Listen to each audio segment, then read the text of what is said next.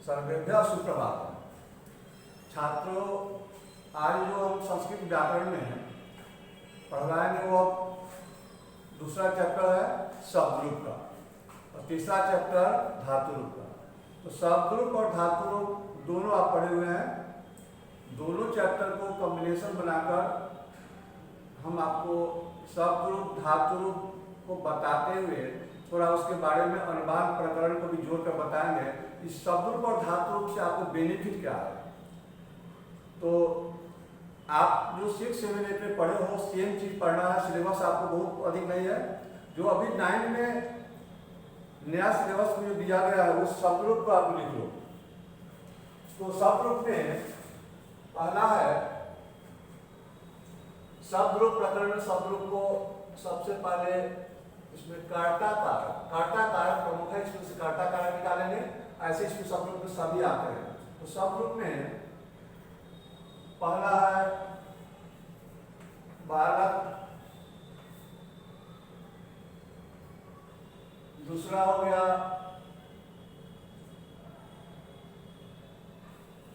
लता, फिर नेक्स्ट साधु, फिर नबी, उसके बाद युष्मद अस्मद, युष्मद अस्मद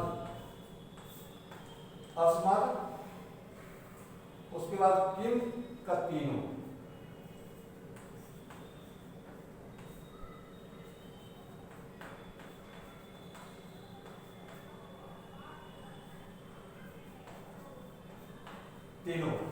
तो बालक लता, बालक पुलिंग पर अकारांत, लता अकारांत, साधु उकारांत, नदी इकारांत, अस्मद इस्मत किम पुलिंग तीनों। इतना आपको पढ़ना है।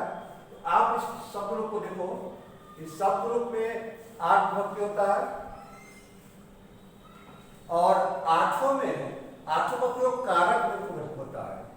उसमें प्रथमा विभक्ति जो होता है वह कर्ता कारक होता है। अब इसमें शब्द रूप में आप इस सब सारे शब्द रूपों को देखो। इस कितने शब्द रूप का प्रथमा विभक्ति जो होता है वह कर्ता कहलाता है और यह प्रथम पुरुष होता है। उसका प्रथमा विभक्ति प्रथम पुरुष में होता है।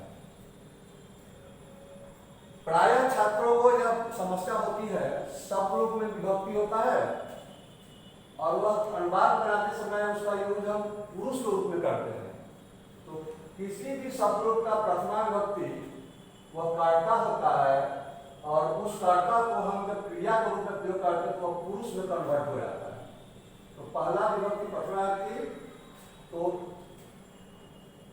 इस्मत अस्मत को छोड़कर ये जो भी शेष बचेगा सब प्रथम विभक्ति होगा और प्रथम पुरुष कहलाएगा। युष्मद शब्द रूप जो है वो अकेले मध्यम पुरुष में आता है, मध्यम पुरुष में। तो इसका भी अस्मद युष्मद का भी प्रथमा विभक्ति, अस्मद युष्मद का भी प्रथमा विभक्ति प्रथम पुरुष में कहलाता है। यह कर्ता होता है। फिर अस्मद, अस्मद शब्द रूप का प्रथमा विभक्ति, अस्मद शब्द रूप का प्रथमा विभक्ति यह उत्तम पुरुष का कर्ता होता है।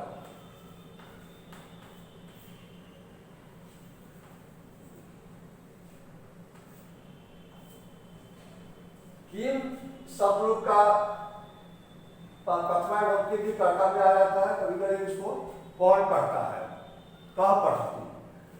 लेकिन प्रायः यह किम जो हो गया वह अस्मद मध्यम पुरुष, युष्मद मध्यम पुरुष और अस्मद उत्तम पुरुष, ये दो शब्द, यह एक शब्द रूप हो गया, यह भी एक शब्द रूप है।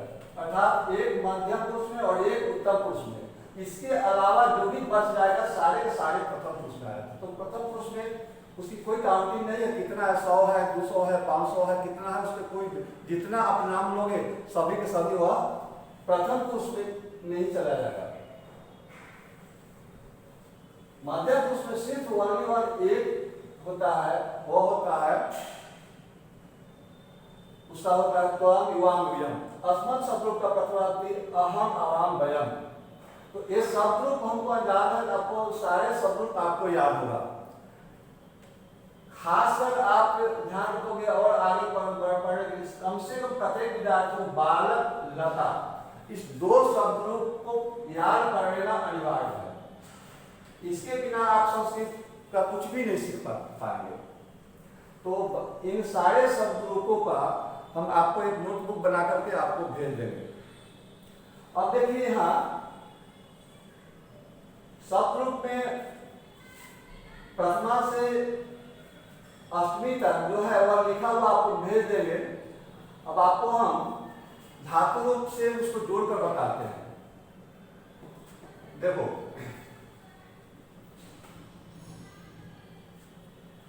धातु रूप में आपको उसका पाठ्यक्रम देखो, पाठ अस क्री पा, उसको पी भी कहते हैं, और सेव,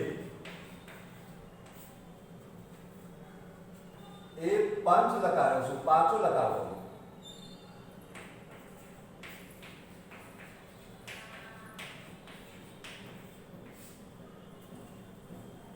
तो पांचों लकारों में आपको पढ़ना है। पांचों लकारों का भी हम आपको नोट करके फोटो के द्वारा भेज देंगे। पहले आप एक देखिए, पठ धातु को का एक देखिए, पढ़ धातु का।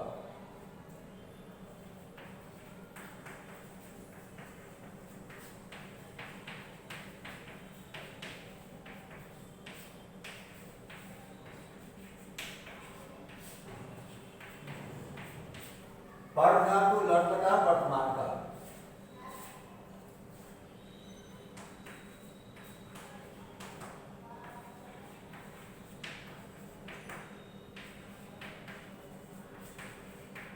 देखिए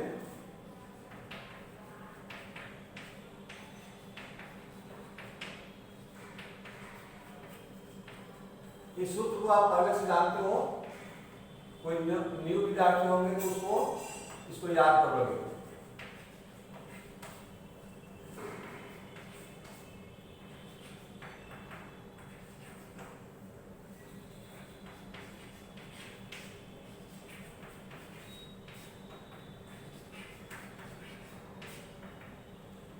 तो इस पठ धातु का रट लकार का जो सूत्र है, पीता अंति सीखा था आमी आवा आमा, ये लगभग आपको विद्यार्थी को याद होगा। जिस विद्यार्थी को नहीं याद होगा वह कम से कम अभी याद कर लो। इसके बिना आपको अनुवाद भी नहीं बन पाएगा और न संस्कृत का कुछ कर पाओगे। तो अब इसको हम प्रयोग करते हैं। जैसे देखो 12 शब्दों का प्रथमार्थी, तो बालका, बालका, बालका, फिर एक इसमें से प्रथम पुरुष में से ले लिए, एक युष्मत शब्द से ले रहे हैं, युष्मत शब्द का प्रथमार्थी,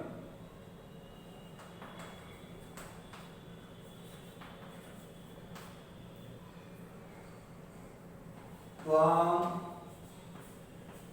युवाम यूयम, फिर उत्तम पुरुष से एक अहम आवाम वयम। शब्दरूप प्रकरण होते हुए भी आपको शब्दरूप धातु रूप का कॉम्बिनेशन बैठाते हुए आपको अनुवाद भी ले सकते हैं, क्योंकि बेसिक अनुवाद ही जरूरी होता है और अनुवाद जिसको नहीं आता है उसको बहुत दिक्कत होता है। इसलिए अनुवाद बेसिक आप उसको सीखिए। तो आप इतने सारे शब्द हैं, सारे शब्दों में से हम 3 ही जगह कन्वर्ट कर दिए, क्योंकि युष्मद अस्मद को छोड़कर जो भी बचता है सारे के सारे प्रथम पुरुष में आते हैं। उसमें प्रथम पुरुष में इसमें कितना है इसकी कोई संख्या नहीं है। तो आपको कम से कम एक बालक याद होगा तो पूरे पुलिस पकड़ में आ जाएगा, अर्थात 70% पकड़ में आ जाएगा। एक लता पकड़ में आ जाने का मतलब लता याद होगा तो 20% आ गया, और शेष शब्द रूप के लिए 10% बचा। 10% के लिए आपको और अन्य शब्द रूपों की जरूरत पड़ती है। तो पहले अधिक को पकड़ने की कोशिश करो, उसके बाद कम की ओर चलेंगे। तो छोटा बचेगा उसको हम बाद में कर लेंगे उसको। तो बालकः बालको बालका यह प्रथम पुरुष में आ गया, यह एक वचन है, यह द्विवचन हो गया, ये बहुवचन हो गया। अब इस एक वचन द्विवचन बहुवचन को इससे भी जोड़ोगे, बालकः ती अर्थात पठति, बालको पठता, बालका पठन्ति। फिर उसी तरह से त्वाम पठसि, युवाम पठथ, यूयम पठथ। अहम, फिर उत्तर पुरुष में अहम पठामि, आवाम पठाव, वयम पठाव। तो इस तरह से आप बार बार इसको अभ्यास करोगे। अब इसके जगह पर आपको पहले कभी आपको याद करवाते थे स, सौ, ते। तो यह तर्क शब्द का है। स, त, ते, त्वाम, युवाम, यूयम, अहम, आवाम, वयम। इस नौ को इस नौ क्रियापद से जोड़ने से अनुवाद बन जाता है। जब यह अनुवाद आपको आ जाएगा तो उसके बाद शब्द रूप का आगे का प्रयोग करेंगे हम द्वितीय विभक्ति, तृतीय विभक्ति, चतुर्थी विभक्ति, पंचमी, षष्ठी, सप्तमी। तो उनका प्रयोग हम कहाँ करते हैं? बच्चे कंफ्यूजन में पड़ते। जैसे देखो एक सिंपल अनुवाद में बताते उस कारण का प्रयोग करके दिखाते हैं।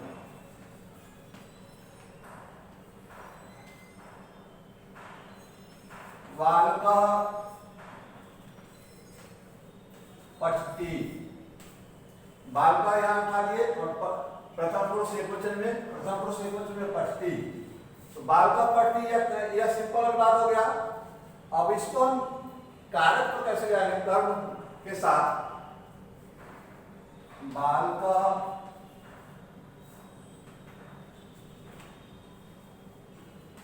पुस्तकम पठति। तो बालका कर्ता हो गया, पुस्तकम कर्म हो गया और पठति क्रिया हो गया। अब देखो पुस्तक शब्द नपुंसक में चलता है, पुस्तका पुस्तकम पुस्तके पुस्तकानि, पुस्तकम पुस्तके पुस्तकानि। अब तुम इसको यहाँ मानते हो प्रथम विभक्ति में या द्वितीय विभक्ति में, तो यह कर्म जैसे ही होगा वह द्वितीय में चला आएगा। इसके अतिरिक्त आपको दूसरा एक एग्जाम्पल बताते हैं जहां स्पष्ट आपको द्वितीय में दिखाई देगा। तो शिक्षकः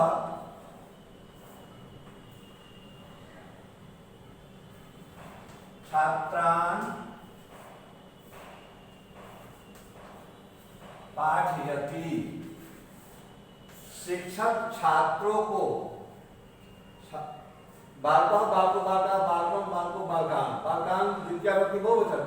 एक शिक्षक अनेक छात्रों को पढ़ाते हैं। तो शिक्षक एकवचन, एक बहुवचन हो गया। और यहाँ पर क्रिया के अनुसार प्रयोग होगा एक वचन। तो शिक्षक छात्रान पाठयति, शिक्षक छात्रों को पढ़ाते हैं। फिर इसी तरह से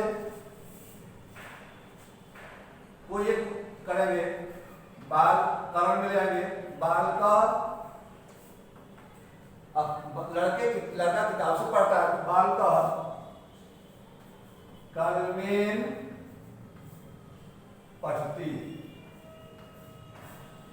तो यहां हो गया, यह हो गया, तो इसमें कारण कारक हो गया।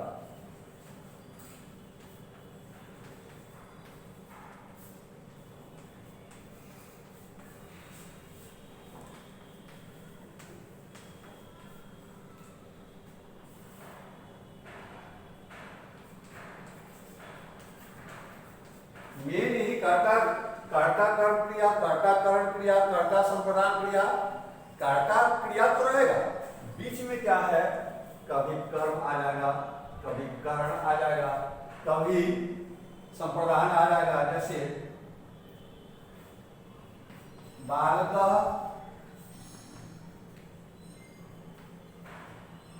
पठितुं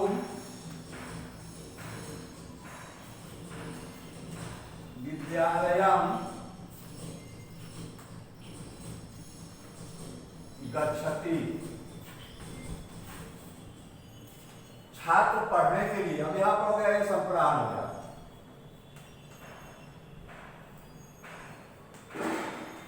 तो इसको हम बीच में बदलते रहते हैं, इसी को कारक कहते हैं।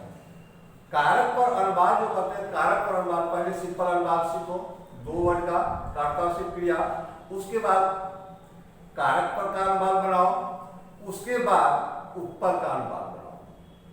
ये 3 अनुवाद का 3 कैटेगरी हो गया, सिंपल अनुवाद, कारक अनुवाद, उपपद का अनुवाद। तो जब ये तीनों आ जाएगा आपको अनुवाद बनाने, तो अपने आप आपको उससे बड़ा भी आ जाएगा। जैसे आप देखो, एक अनुवाद आपको बताते हैं।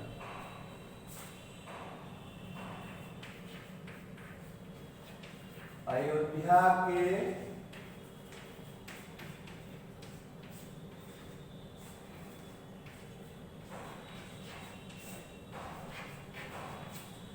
के राजा दशरथ थे। तो अयोध्या में आ की मात्रा है, आ, तो यह लता पर चलेगा। और के सिंबल षष्ठी का है, षष्ठी विभक्ति का है। राजा के बगल में कोई सिंबल चिन्ह नहीं है, तो यह प्रथमा विभक्ति हो गया। और दशरथ में भी प्रथमा विभक्ति हो गया। तो अयोध्या का संस्कृत, अयोध्या के षष्ठी विभक्ति, लता की षष्ठी विभक्ति, तो लताया, तो अयोध्या या। और राजा का अयोध्या या, यहाँ के सिंबल तक आ गया, अयोध्या या, अयोध्या के। अब राजा का हो गया नृपा, दशरथ का तो प्रथमा करेंगे तो विसर्ग बदल जाएगा, अपने आप प्रथमा रहेगा, दशरथ। अब पास्ट टेंस में है तो आसी, धातु का लंग लकार में आसित रूप उत्सव होता है। तो इस तरह से आपको अनुवाद में बन जाएगा। अधिकरण मान लीजिए तो अधिकरण, तो लड़के वर्ग में पढ़ते हैं, तो लड़के बहुत सारे लड़के हैं, वर्ग में, वर्ग के बगल में, वर्ग शब्द का अंत अ से हो रहा है, गौ पर रेफ, तो गौ में उसको वर्ण निश्चित करेंगे तो गौ में अ की मात्रा, तो अ की मात्रा इस बालक को चलाएंगे। और बालक शब्द को तब तक पढ़ेंगे जो सप्तमी विभक्ति में नहीं आ जाए, तो सप्तमी विभक्ति होता है बालके, तो उसकी एकले की मात्रा जो है वहां, इसमें वह एकले की मात्रा हम उसको सप्तमी में वर्ग में लगा देंगे, तो वर्गे, तो बालका वर्गे, लड़की वर्ग में पढ़ते हैं, पठंती।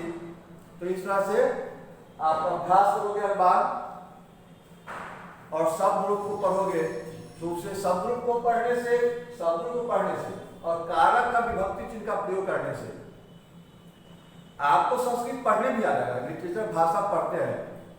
जैसे अब आपसे पूछेंगे एक वर्ड का अनुवाद, राम को,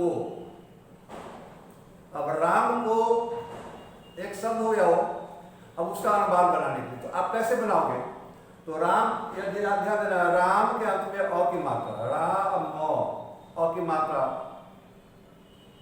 तो आप माइंड में से करो, अ की मात्रा से बालक होता है, अर्थात बालक शब्द अ से जो होता है वो बालक को चलता है, तो बालक पर उसको पढ़ेंगे और देखेंगे को सिंबल, तो राम को, कर्ता ने कर्म को, दूसरा लाइन में द्वितीय विभक्ति, तो राम को शब्द जो है उसको संस्कृत करना है, तो राम का अंत अ, बालका बालका, तो रामा राम रामा, उसको चलाएंगे। अब उसको द्वितीय विभक्ति में लाना है एक वचन में, तो रामा रामो रामा रामम, उसका उत्तर क्या हो गया, रामम, अर्थात राम को का संस्कृत शब्द हो गया रामम। ठीक है, इस तरह से अभ्यास करोगे तो आपको संस्कृत अनुवाद बन जाएगा। धन्यवाद।